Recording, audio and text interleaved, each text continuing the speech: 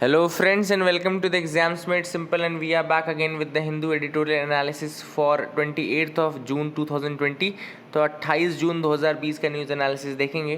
The Hindu के आज 3 editorials है जो कि हम डिस्कस करेंगे संडे डायरी में। बहुत ज़्यादा अच्छे आर्टिकल्स हैं, इन तीनों को डिस्कस करेंगे।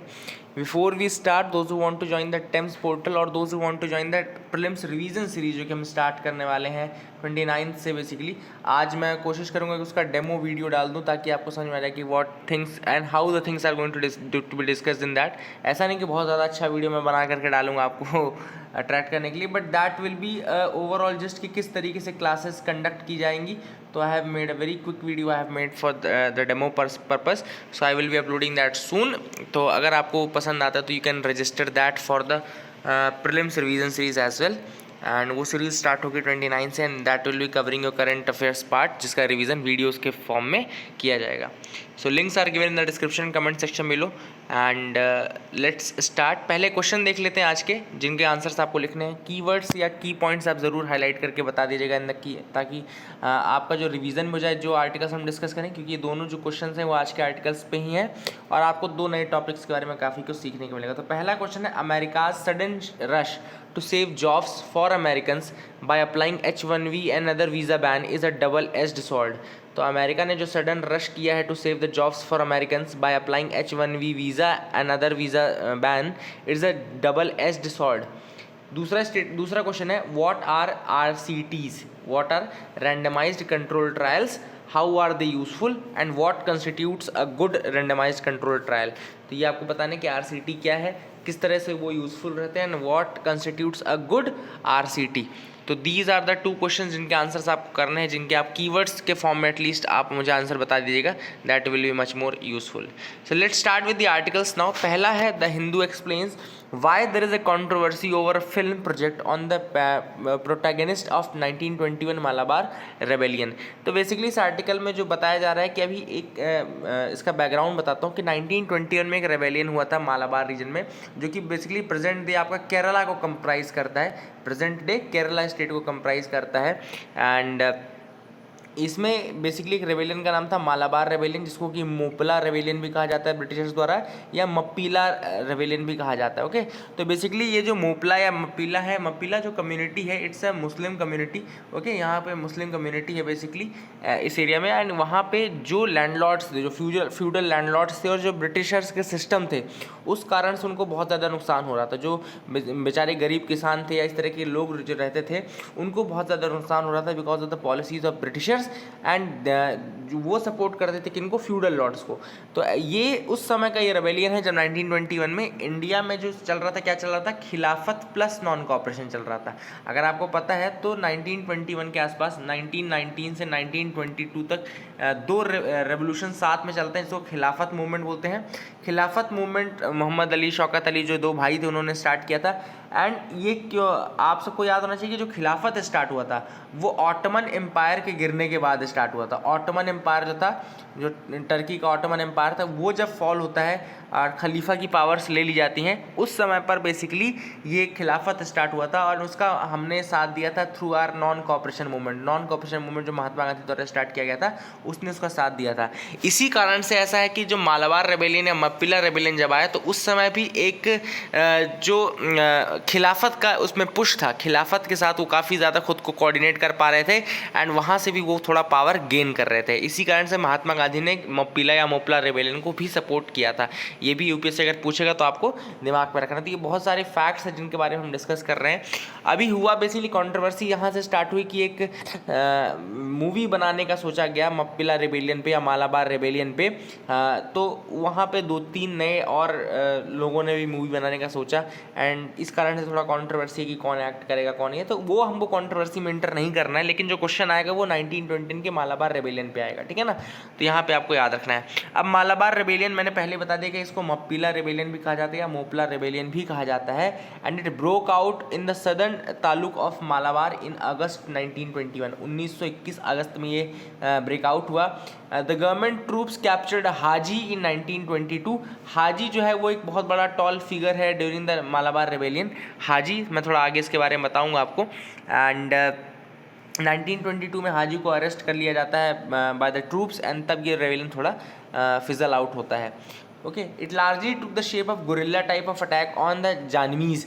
जानमीज के ऊपर गुरिल्ला टाइप अटैक होता है। तो जानमीज क्या थे? Janmis were the feudal landlords. Okay, याद रखिएगा, janmis were the feudal landlords. ये देखो, attack on janmis and they were the feudal landlords who were mostly upper caste Hindus. उस समय वो मोस्टली अपर कास्ट हिंदूज थे। एंड इसके अलावा पुलिस के ऊपर भी अटैक होते थे एंड ट्रूप्स के ऊपर भी अटैक होते थे। ठीक है ना, तो ये भी आपको याद रखना है। Mappila had been among the victims of oppressive agrarian relations protected by the British. तो मैंने पहले ही बताया था कि फ्यूडल लॉर्ड्स की जो बहुत ज़्यादा बेकार एग्रेरियन पॉलिसीज थी, इस कारण से जो मप्पिला किसान थे वो सबसे अधिक परेशान होते थे, है ना। हाजी का रोल क्या था कि Haji was one of the most fierce leader among all the rebels. जितने रेबल्स थे, 2-3 रेबल्स थे, उनमें सबसे ज़्यादा मतलब कहना चाहिए कि मोस्ट मर्डरस कहा जाता था ब्रिटिश ऑफिसर्स द्वारा हाजी को। ठीक है ना। And Khilafat movement was launch in 1919। It provided a fresh stimulus to the grievances of Mappilas. And जो खिलाफत मूवमेंट था उसने काफ़ी ज़्यादा सपोर्ट किया एंड एक पैन इस्लामिस्ट सेंटिमेंट डेवलप करने में सफल हुआ ये मूवमेंट भी। इसके अलावा थोड़ा सा इसमें बाद में दिक्कत ये होने लगी कि इसमें कन्वर्जन्स और ये करने शुरू कर दिए गए, तब इसमें फिर रिलीजियस बाइगॉटरी भी इंक्लूड हो गई। तो आगे जाकर के इसमें रिलीजियस एक टर्न ले लेता है जब इसमें कन्वर्जन्स और ये सब कराना शुरू कर दिया जाता है, तब थोड़ा इसमें रिलीजियस टर्न जरूर आ जाता है। लेकिन ये सारे जो फैक्ट हैं, जानमीज क्या है, मप्पिला कौन थे, कब हुआ, हाजी का रोल क्या था, तो ये सारी चीज़ें आप याद रखिएगा। This was article 1। I hope you got clarity regarding that, आपको समझ में आ गया होगा। आगे मूव करते हैं। दूसरा जो आर्टिकल है, the Hindu explains how will the US ban visa ban impact India. जो यूएस ने अभी वीज़ा बैन किया है, डोनाल्ड ट्रम्प ने नई पॉलिसी निकाली, इसमें उन्होंने वीज़ा बैन कर दिया कि नए H1B वीज़ा, H4 वीज़ा, अलग अलग टाइप के वीज़ाज जो हैं वो 1 साल तक के लिए, यानी कि जो 2020 का ये सेशन रहेगा, इस साल कोई भी इस तरह का वीज़ा अलॉट नहीं किया जाएगा। उसका क्या इम्पैक्ट रहेगा देख लेते हैं। ठीक है ना। तो बेसिकली जो रीज़न दिया गया है डोनाल्ड ट्रम्प द्वारा वो है कि saving the American jobs for the Americans, saving the American jobs for the Americans, ये उनका रीज़न दिया गया है। ठीक है। अब कौन कौन से वीज़ा है, तो H1B वीज़ा। सबसे पहले H1B वीज़ा फैक्ट भी आप याद करिए कि H1B वीज़ा जो है वो स्किल्ड वर्कर्स को दिए जाते हैं। जैसे कि हमारे यहाँ के जो टेक्निकल है, जो इन्फोसिस में यहाँ पे काम करने वाले इंजीनियर्स हैं, अगर वो जाएंगे वहाँ पे काम करने तो उनको H1B वीज़ा ही दिया जाएगा। ठीक है ना। दूसरा जो है H1B वीज़ा जिनको मिलता है, उनकी अगर कोई फैमिली है, जैसे मान लो आप इन्फोसिस में एक अच्छे सीनियर इंजीनियर के पोस्ट पे हो और आपको H1B वीज़ा दिया जा रहा है अमेरिका जाने के लिए, तो आपकी वाइफ है जो कि आपके ऊपर डिपेंडेंट है, उसको H4 वीज़ा दिया जाएगा। याद रखिएगा, the dependent of the H1B visa is given the H4 visa. इसके अलावा जो सीजनल वर्कर्स होते हैं उनको H2B वीज़ा दिया जाता है।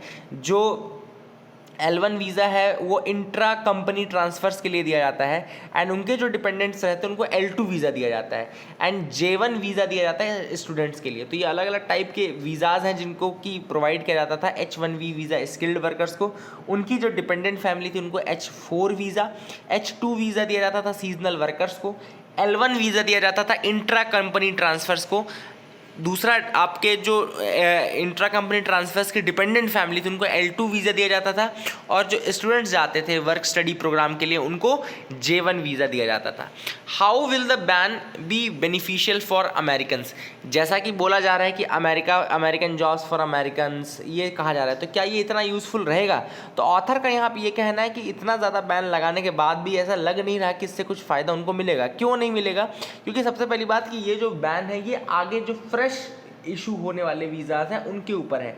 तो फ्रेश इशू होने वाले वीज़ाज़ के ऊपर है, तो जो ऑलरेडी वीज़ाज़ अलॉटेड है तो उनके ऊपर कोई इम्पैक्ट इसका नहीं पड़ेगा। तो ऐसा तो नहीं है कि वहाँ पे जो इंडियन जॉब कर रहे हैं उनकी जॉब ले करके उनको जॉब दी जाएगी। तो अमेरिकन की जॉब अमेरिका की जॉब अमेरिकन के लिए कब बेनिफिशियल होती है? जब जो वहाँ पे ऑलरेडी थे उनको जब हटा करके आप अमेरिकन को देते तो जॉब देते। बट अभी स्लो डाउन के टाइम में जॉब्स के नए नंबर आने की संभावना है नहीं, कंपनीज ऑलरेडी लॉस में चल रही है, नए जॉब्स तो आएंगे नहीं और ये जो बैन है ये नए लोगों के इम्पैक्ट करेगा। तो जब नए जॉब्स नहीं आएंगे और जो बैन है वो नए जॉब्स के लिए है तो फिर इसका मतलब है कि ज़्यादा कोई इसका खास इम्पैक्ट पड़ेगा नहीं। जब जॉब्स नहीं बनेंगे तो अमेरिकन को जॉब आप देंगे कहाँ से, क्योंकि ये पुराने लोगों को इम्पैक्ट नहीं करता है ये बैन। तो सिंपल सी बात हमको ये समझनी चाहिए कि क्या फिर रियल रीज़न है इसका। तो इसका जो रियल रीज़न है वो कहा जा रहा है कि it's a political gimmick basically, क्योंकि आप सबको पता है कि रिपब्लिकन जो प्रेसिडेंशियल कैंडिडेसी उसके लिए डोनाल्ड ट्रंप आगे हैं एंड दोबारा से वो दूसरे टर्म के लिए प्रेसिडेंट बनना चाहते हैं। तो बेसिकली एक तरीके से नेशनलिस्टिक सेंटिमेंट डेवलप करके वो पॉलिटिकल लेवरेज लेने की कोशिश कर रहे हैं। This is what has been said. How will the ban impact India? India को किस तरीके से इम्पैक्ट करेगा? तो इंडिया को ज़रूर इम्पैक्ट करेगा। क्यों इम्पैक्ट करेगा?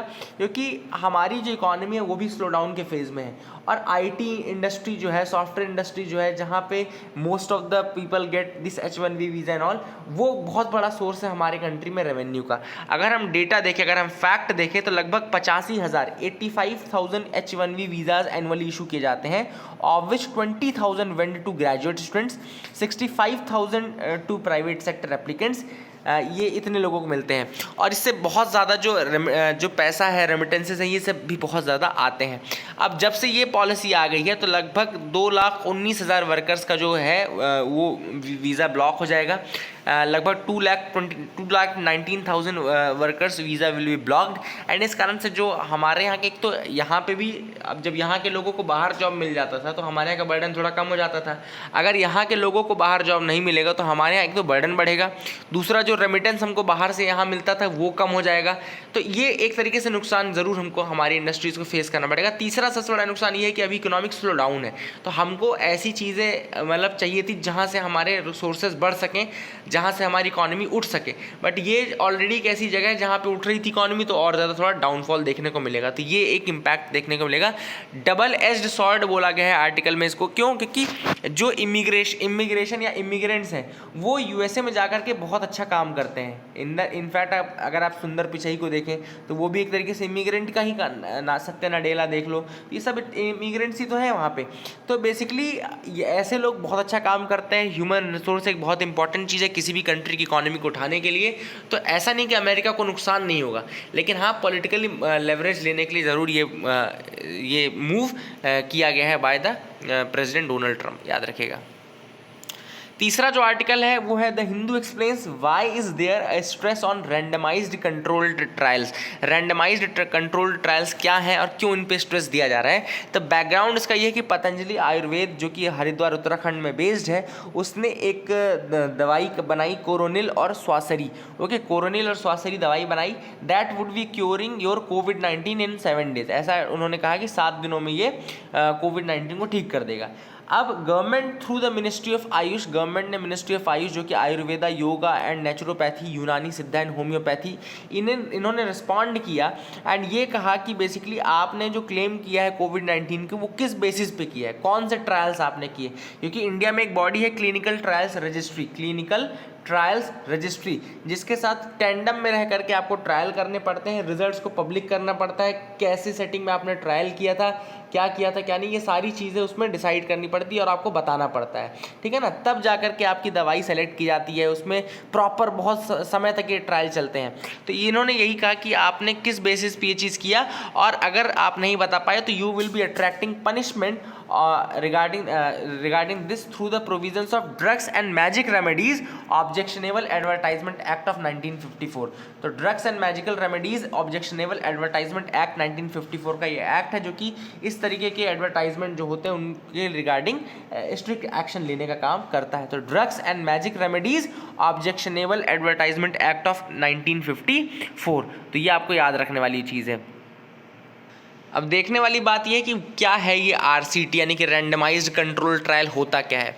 तो रैंडमाइज्ड कंट्रोल ट्रायल में क्या होता है, बाय रैंडम आप रैंडमली लोगों को सेलेक्ट करते हो और उनको 2 तरीके की चीज़ें देते हो। एक जैसे आपने कभी कभी टीम बंटते देखा है कभी क्रिकेट या उसमें, कई बार क्या होता था ईजी करने के लिए क्या करते ऐसे लाइन से खड़े कर देते थे लोगों को और बोलते थे ये इसकी टीम में, वो उसकी टीम में, ये A ये B, इस तरह से कर देते थे। तो सेम रैंडमाइज्ड कंट्रोल ट्रायल में क्या ये भी रैंडम होता था, किसी को पता नहीं चलता था कौन किसकी टीम में जाएगा, ठीक है ना। तो रैंडमाइज्ड कंट्रोल ट्रायल में भी क्या किया जाता है, इस तरह से लोगों को खड़ा कर दिया और बोला कि इसको दे दी दवाई, इसको दे दिया प्लेसिबो, इसको दी दवाई, इसको दे दी प्लेसिबो, इसको दी दवाई, इसको दे दी प्लेसिबो।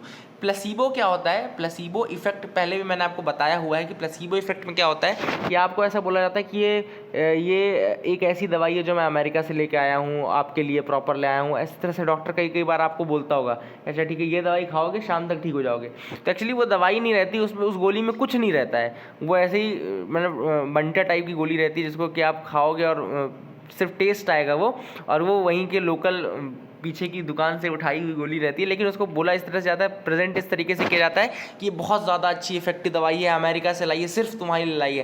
तो ये क्या होता है, ज़्यादा मेंटली आपको एक कंस्ट्रक्ट बनाया जाता है। तो प्लेसिबो सुपर पिल कहलाती है। प्लेसिबो में कोई भी इंग्रेडिएंट नहीं होता जो उसको कि मेडिकल वो दे, लेकिन वो सिर्फ आपके मेंटल उसको खेलने के लिए आपको उसके साथ बोलते हैं वो, और आपको वो फ़ायदा भी करती है। तो ये होता है प्लेसिबो, आपको वो फ़ायदा भी करने लगता है। तो ये रैंडमाइज कंट्रोल ट्रायल में भी ये होता है कि एक ग्रुप को तो मेडिसिन दी जाती है, दूसरे ग्रुप को इस तरह की सुपर पिल दी जाती है। मतलब उसमें कोई भी मेडिकल वो नहीं रहता है, केवल उसमें इस तरीके से आप मतलब एक तरह से आपको गोली ही दी जाती है वो। तो शुगर पिल बोलते हैं इसको, तो प्लेसिबो बोलते हैं शुगर पिल।